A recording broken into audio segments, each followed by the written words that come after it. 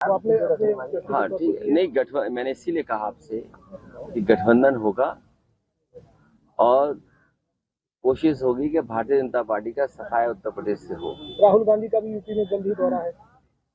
सब political parties अपने कार्यक्रम कर रही हैं और जितना चुनाव करीब आएगा सभी दल अपने तरीके से जनता के बीच में जाएंगे। चुनाव लड़ने का ऐलान किया है। सबसे महत्वपूर्ण ये है, हाल ही में जो चंडीगढ़ का चुनाव हमने और आपने देखा, और आज के समय पर कोई चीज छिपती नहीं है।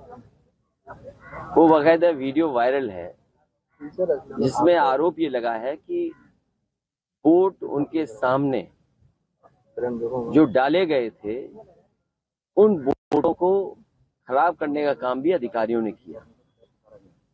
हमने आपने उत्तर प्रदेश का चुनाव देखा था, किस तरीके से बेईमानी भारतीय जनता पार्टी ने की, और अगर बेईमानी इस स्तर पर होगी तो लोकतंत्र कहां सुरक्षित है।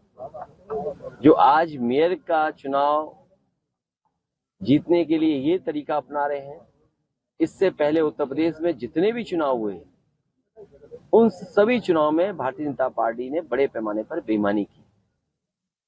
2022 का चुनाव जनता ने समाजवादियों को जिताया था, लेकिन बेईमानी करके परिणाम उन्होंने अपने पक्ष में कर लिया। इसलिए हमारा आपके माध्यम से जनता से अपील है कि लोकतंत्र बचाने का चुनाव 2024 का है। बाबा साहब भीमराव अम्बेडकर जी ने जो संविधान दिया, संविधान बचाने का चुनाव है। अपना और आने वाली पीढ़ी के भविष्य को बचाने का चुनाव है, और जो अधिकारों को छीनने का काम हो रहा है। आज किसी संस्था में जो संविधान हमें हक और सम्मान देता है, उस हिसाब से सम्मान किसी को नहीं मिल रहा। इसलिए आने वाले समय में पीडीए ही एनडीए को हराएगा, पीडीए ही भारतीय जनता पार्टी का सफाया करेगा। आप कहां से चुनाव लड़ने वाले हैं? 24 में आप कहां से लड़ने वाले नहीं है आपका, आप कहां से लड़ने का, आप कहां से लड़ने वाले हैं? आने वाले समय में वो भी पता लग जाएगा। चाचा का भी टिकट बंटवा देंगे। जो चुनाव लड़ने वाले हैं, आप लंबी सूची देखेंगे, सब लड़ रहे होंगे। फरीदाबाद और खीरी की सीट को लेकर कांग्रेस विरोध कर रही है। देखिए, समाजवादी पार्टी का मानना बिल्कुल साफ है।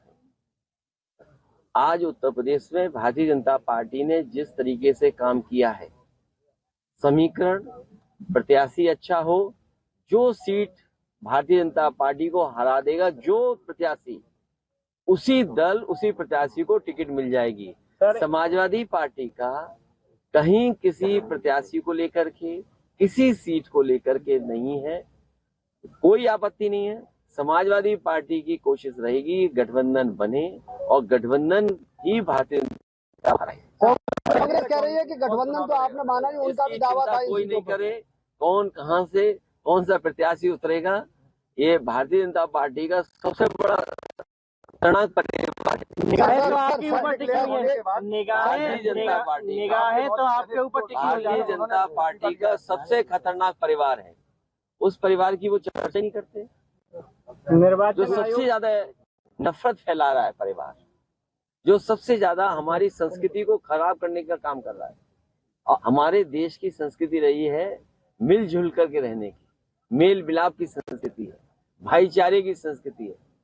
हमारा समाज एक गुलदस्ते की तरह है, उस समाज को सबसे ज्यादा बांटने का काम भारतीय जनता पार्टी का परिवार कर रहा है। निगाहें केवल आपके ऊपर है। ये कोई नई बात नहीं, आत्मदाह की। अधिकारी लूट रहे हैं। अभी बड़ा अच्छा लगा कि मुख्यमंत्री जी ने ये स्वीकार किया कि गोरखपुर में बहुत भूमाफिया आ गए हैं। अगर आपने अखबार ध्यान से पढ़ा होगा तो आपने पढ़ा होगा कि मुख्यमंत्री जी खुद स्वीकार कर रहे हैं कि गोरखपुर में भूमाफिया आ गए हैं। तो जो भूमाफिया हैं भारतीय जनता पार्टी में बहुत पनप रहे हैं। कोई जिला नहीं बचा जहां पर भारतीय जनता पार्टी के बड़े पैमाने पर भूमाफिया काम न कर रहे हो। आप जमीन कब्जा कराने का काम, आप पीडीए को लेकर जमीनों को विभागों से किस तरीके से छीना जाए, कानून के माध्यम से उसका दुरुपयोग कैसे किया जाए, भारतीय जनता पार्टी सबसे बड़ी भूमाफिया पार्टी बन गई है। निर्वाचन आयोग भारत सरकार आपके करीबी मारे आगे आगे इस्तीफा दिया है। करीबी है, इस्तीफा दे दिया है तो अच्छी बात है। जब आप दोनों बातें कह रहे हो कि वो करीबी भी है, इस्तीफा भी दे दिया। अध्यक्ष जी कई तरीके के समाजवादी पार्टी अध्यक्ष जी कई तरीके के समाजवादी पार्टी पर उनके आरोप भी उन्होंने लगाए हैं और मोदी जी की तारीफ कर रहे हैं। अच्छी बात है, अगर किसी के ख्याल बदल गया हो, जिसका ख्याल बदलता है उसका फिर ख्याल बदल जाएगा। पूरे देश में सर बैलेट पेपर की मांग चल रही है लगातार अध्यक्ष जी लगातार अधिवक्ता और उनको लेकर ईवीएम को लेकर विरोध कर रहे हैं।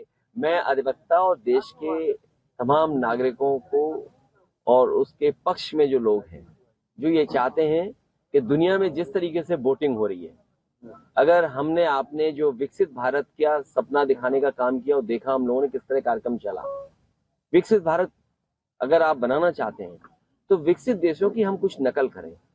अमेरिका जैसा देश ये आजादी देता है कि आप कैसे वोट डालेंगे। जर्मनी है वो बैलेट से वोट डाल रहा है। जापान जहां से ईवीएम बनी वो बैलेट से वोट डाल रहा है। यूरोप में तमाम जो विकसित देश हैं वो बैलेट से वोट पड़ रहा है वहां पर। आपके देश में बैलेट से वोट क्यों नहीं? ये लड़ाई लंबी है, 2024 के बाद भी चलेगी और यहाँ तक